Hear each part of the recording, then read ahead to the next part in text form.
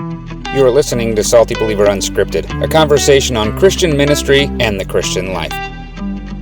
This is Salty Believer Unscripted. I'm Josiah Walker. I'm Bryan Catherman.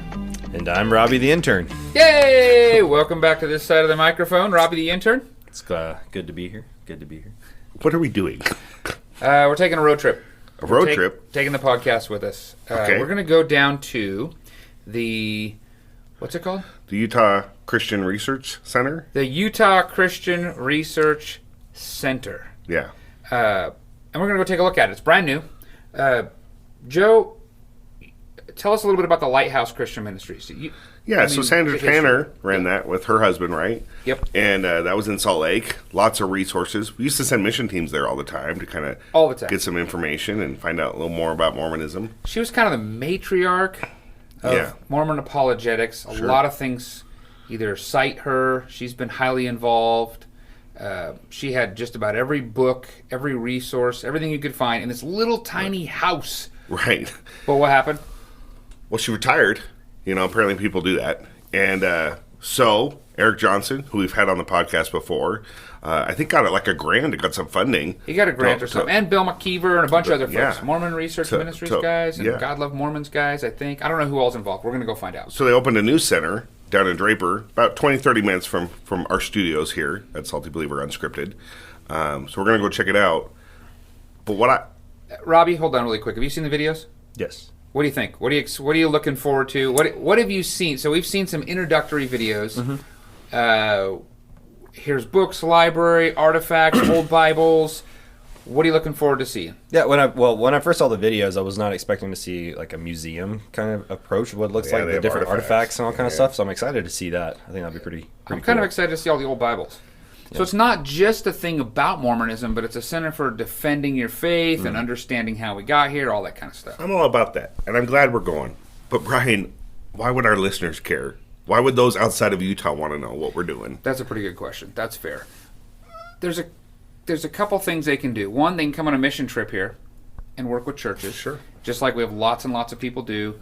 Or if they're coming through, they can plan a visit if this is something they want to see and understand and get a little bit of insight. So they have that opportunity. That's a good They can come on a mission trip and come and go. Or there's a website that they can go see, and there's a bunch of resources there. I think the key here is just understanding that Mormonism, the LDS religion, is complicated, and there are various resources beyond just a YouTube video here and there. And so we're going to go check it out. I do forget that we have 5 national parks here, and that could be a nice little stop on a family vacation. That's the reason a lot of people come. Or if we have LDS listeners, this is a good source to find answers to questions. If you're in the area, go visit. There's a library there that we're going to go see. I guess we'll see if it meets our expectations. It's a library of kind of all the resources of the LDS Church, periodicals, magazines, books that have been published over the years. So that might be a good place to go do some research. That might be a good place to get questions answered. I don't know. So I've told you guys that we're going to take a road trip and go down and see it before our mission teams come. So I thought, let's take the podcast on the road again. It went well last time. Let's do it again. I'm excited. This is like when Mr. Rogers went to the Crayola factory and I got to go along. This is just like when Mr. Rogers went to the Crayola factory and you got to go along, which is why we're bringing Robbie the intern along with us. Well, buckle up, listeners. Here we go. Well, hey, listeners, we're here at site in the Utah Christian Research Center studios. Literally, it's a studio. He has a studio room here at the center, and so we're just on site, kind of while everything's fresh on our minds, just talking about kind of our favorite pieces. Robbie the intern, what was your favorite piece? Well, what did we see? I want to hear what was your favorite piece, but you want to give us like a walkthrough of what we just walked through a pretty hefty tour. Mm-hmm. Yeah. So let's just walk through it visually. Like, Robbie, give us what did we hit first? We saw the LDS research room to the right. We saw some archaeological evidence of the Bible. Tons of stuff. Little pots, a lot of archaeological evidence. Yeah. That research room, I thought, man, if you're doing a PhD, that would be the place to work. They have everything there. That library is amazing. What did he call it? The Sandra Tanner research room or something? Library. That was amazing. That was great. And then they had all these resources on the Bible, like so many translations and pages from the early manuscripts. Scrolls. Yeah. That one that's like going to mold and be ruined. Yeah. Like super old stuff. I mean, it's like a museum. Yeah, absolutely. And then the Bible history stuff. Yep. The old Bibles. Yep. Then where we go? Then the bookstore. Yeah. Tons of book stuff. Tons of resources down the there. hallway. I'm trying to I can't even keep track of what all we went into. How we got the English Bible today, the translation. That was good. Yeah.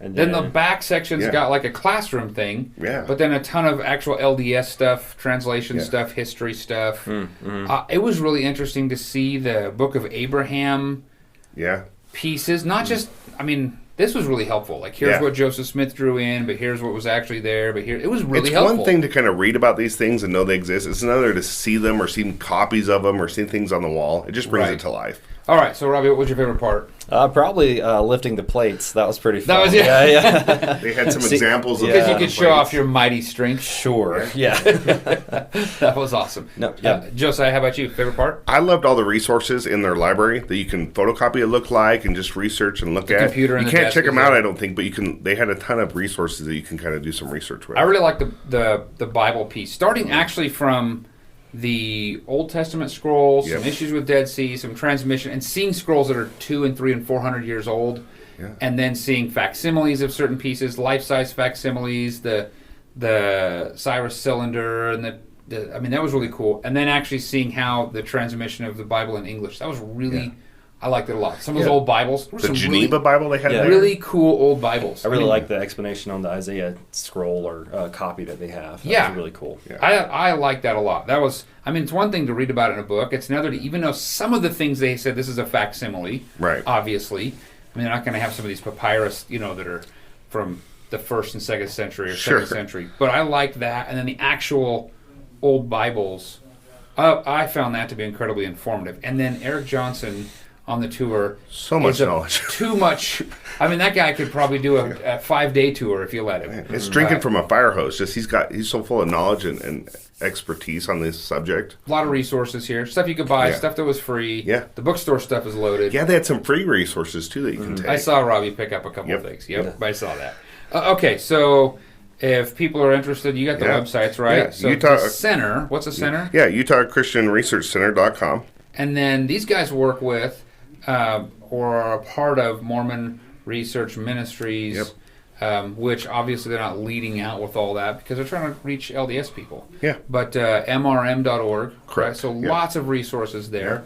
And hopefully they're able to really reach the kinds of people they're working on reaching as far as defending your faith, understanding your faith. I found it really helpful. Yeah.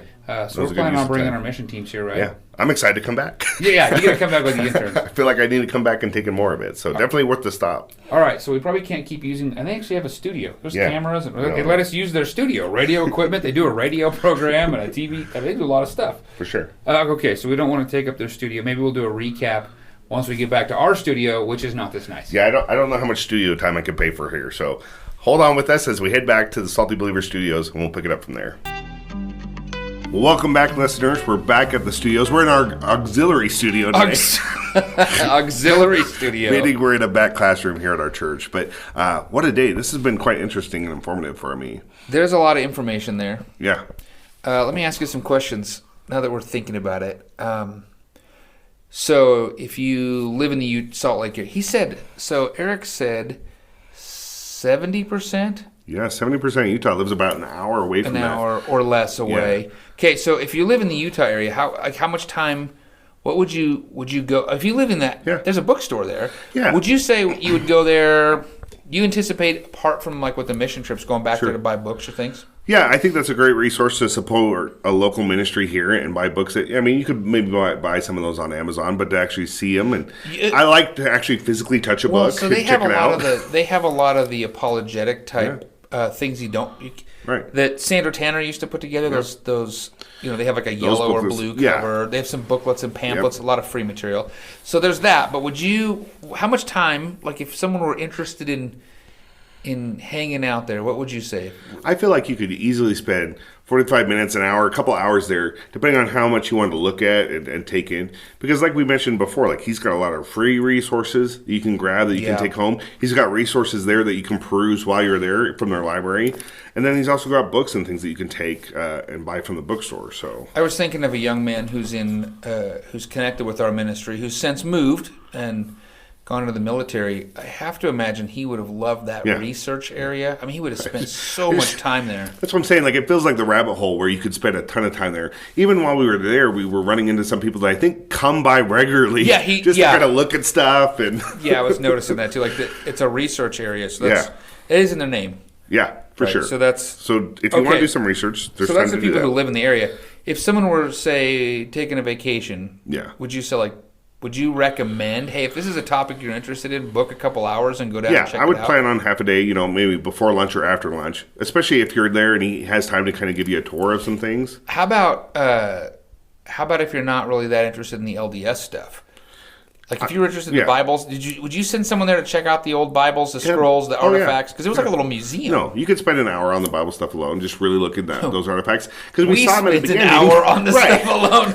And I felt like I barely got to see it. Like, it's the kind of thing where I think I could go back there a couple times. Read through a lot of stuff. It was good. Would you take your daughter there? Yeah, I think so. Okay. I think it's informative, especially for people who live in Utah, because sometimes we just kind of take for granted that Mormonism's here and it's part of our ethos, but we don't really spend time to step back and really look at what they believe and what the history of the church is. Yeah. I was actually thinking about how much my kids would probably like so all those artifacts were from Jerusalem and archological digs in the area. Yeah. The Dead Sea Scroll stuff. I mean, none of that has to do with LDS stuff at all. No, there's a ton of Christian Bible stuff. Oh yeah. I mean, that was. I think Daniel for sure would really like that. I think my kids would like that. I mean, my daughter's in public school, and her history class has been going through the Reformation and stuff. It'd be great to go say, "Hey, look at all these old Bibles." Here's the Geneva Bible. Yeah. Here's where the King James thing happened here, and here's some other translations and the gaps and the. Yeah. That'd be. Yeah, I think that was really interesting. So you would encourage people to come. Yeah. Let me ask you this. So you're leading our mission. We have a couple of weeks at the church where we pastor, where we have different people coming out, mission team stuff. We are sending our mission teams down there. Are they going to have enough time? You think you got it booked out? Man, enough? I don't know. I think they're going to leave wanting more, but I think it'll be enough to kind of get their brains thinking and really just, it'll be really informative for them, I think. I think that'll be good because we blocked out a couple hours for our mission teams. Yeah. And I think that'll be a helpful time for them. Because we were down there for a couple hours. Yeah.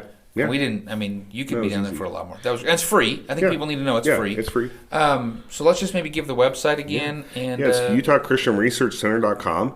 And it looked like on the door they were open Wednesday through Friday, 10 to 5. And they had shorter hours on Saturday, I believe. I would encourage go to the website because who knows what's going to happen. This could be totally wrong. But, but definitely worth the drive if you're in Utah and in the area, or if you're coming, on vacation. Plan some time to just stop there and at least support that business and take a look around. Yeah. Because there's really definitely interesting things to look at. I would just maybe end on this. If you are even remotely interested in defending your faith, knowing how to defend your faith, understanding the validity of the Bible, the transmission of the biblical record, or just apologetic stuff, there's a lot of that there. I would encourage. That would be something worth looking into. Absolutely. LDS or not. And then if you're curious, if you're listening to this and you're LDS, there's a lot of really interesting information there that might be worth taking a look into. If you have questions, that would be a good place to find some answers, I'm sure. Yeah. Absolutely. Anything else? No. Thanks for coming along on this journey with us. Until next time. Thanks for listening. Salty Believer Unscripted is a production of SaltyBeliever.com. Visit the website to find more resources like the podcast you've just listened to.